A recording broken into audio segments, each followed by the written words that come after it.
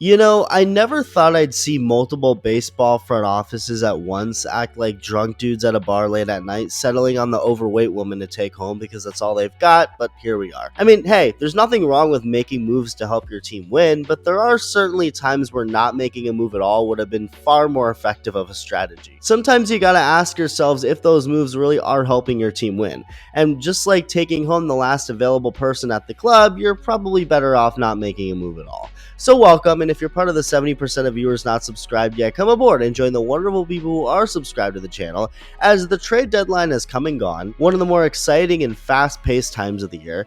It doesn't last very long, but for the short window of time stuff goes down before the deadline, if you don't pay attention to the news for 5 minutes, there's so much you'll miss.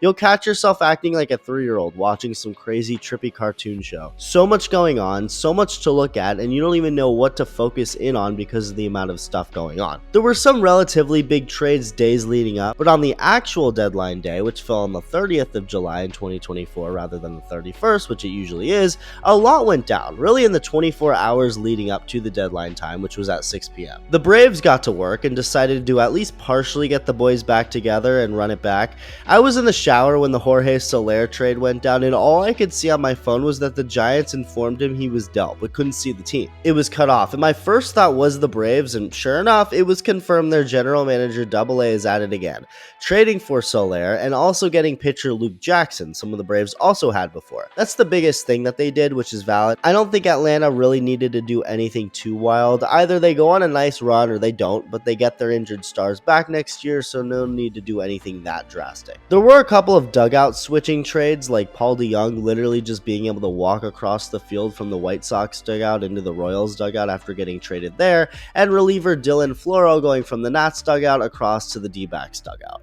Jack Flaherty to the Dodgers is big. It's amazing how all the money in the world still doesn't get you nearly enough, and so the Dodgers desperately needed a starting pitcher, but they cooked with this deal, getting Flaherty, who's been great in Detroit this year, in exchange for 2 minor leaguers who haven't really done anything too notable this year. That could eventually change, but for now it doesn't hurt giving up what they gave up for Flaherty, who will be a rental, and it's a trade the team 2 hours south of LA could have used some tips from, because holy hell, I don't know what these Padres prospects ever did to AJ Preller, but that dude has zero issue sending them all away. I mean, that dude is really against those minors, which I guess is a good thing if you look at it from a certain point of view.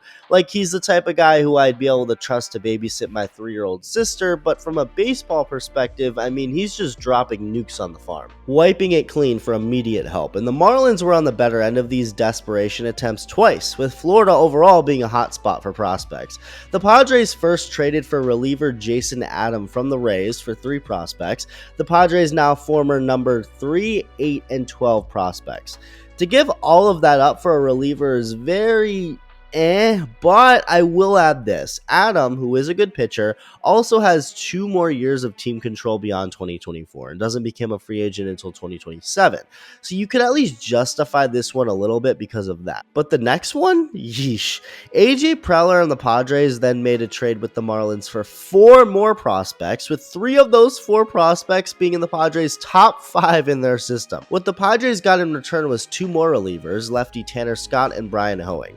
Now, Tanner Scott has legitimately been ridiculous this year, like actually crazy, and he was most definitely a hot commodity and someone who will help the Padres. The dude's ERA is almost damn near 1, but he's also just a rental, meaning the Padres just have him for this year, and then he becomes a free agent. And Brian the Hoe has 4 more years after this, but he's definitely nothing to drool about. He doesn't have good strikeout numbers, which for a reliever is important. He's just like alright. He can be a hit or miss, I guess. But is that in 2 months of an elite Scott worth giving up 3 of your top 5 prospects and then 1 more just for the hell of it?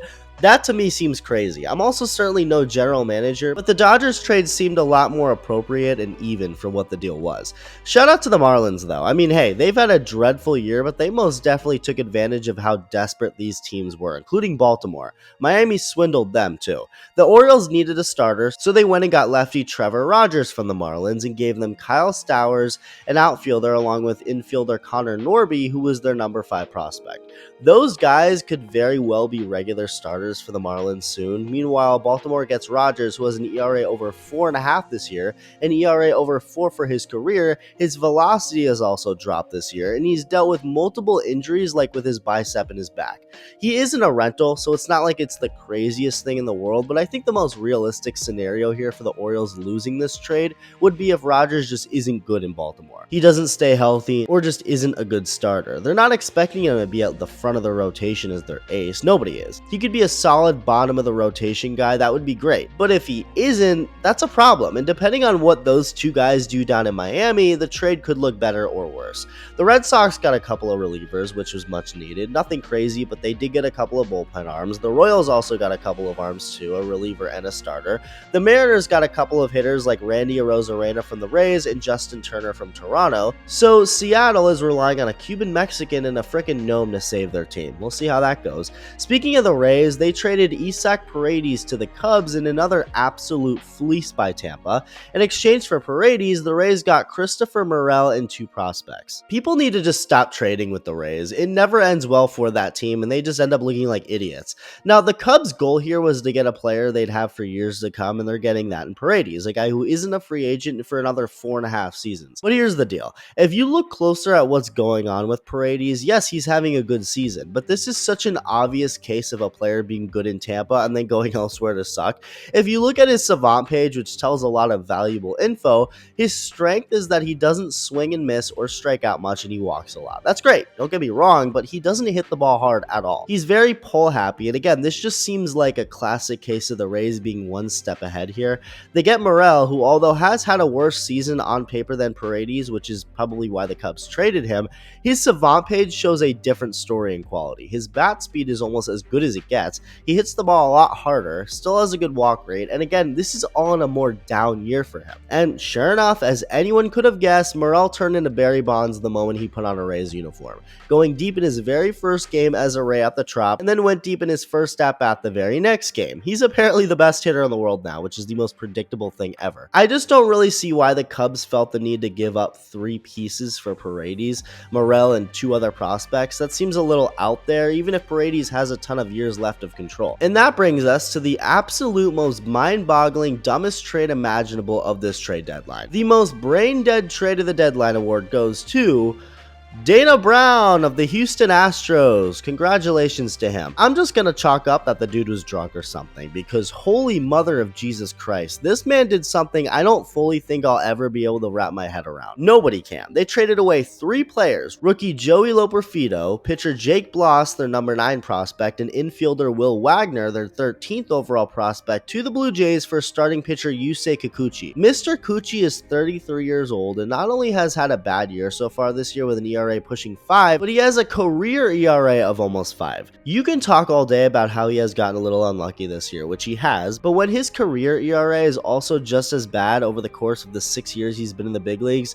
there's no unluckiness to that. Now, I at least was able to somewhat justify some of these other desperate trades because of the control they had for the player they were getting, but I in no way can do that here. Why? Because Kikuchi is a rental! Not only is he objectively not a good major league starting pitcher, at least from what we've seen from him over 6 years, but he only has 2 months left before becoming a free agent. Did Houston want him this bad to the point where they couldn't wait to just pay him some money in free agency and keep the 3 young players they traded away so it's the best of both worlds? How on earth was this smart at all? I genuinely don't understand how this decision was able to get greenlit in the Astros front office. Like, were they actually drunk? I'm not kidding. There's no other way this makes sense. I get that maybe some overpaying had to be done at this deadline, but this much for this guy, even if they were trading for prime Pedro Martinez or something, it's still only for 2 months. Now switch that player to Yusei Kikuchi and his career ERA near 5. The Blue Jays front office must have been going nuts throwing a party once this went through. I mean, I would have thought that the Astros were being sarcastic when they said yes if I were a Blue Jays employee. Pardon my Italian, but holy shit. And the way Dana Brown discusses the trade made it seem like he genuinely had no idea what he was doing. Watch.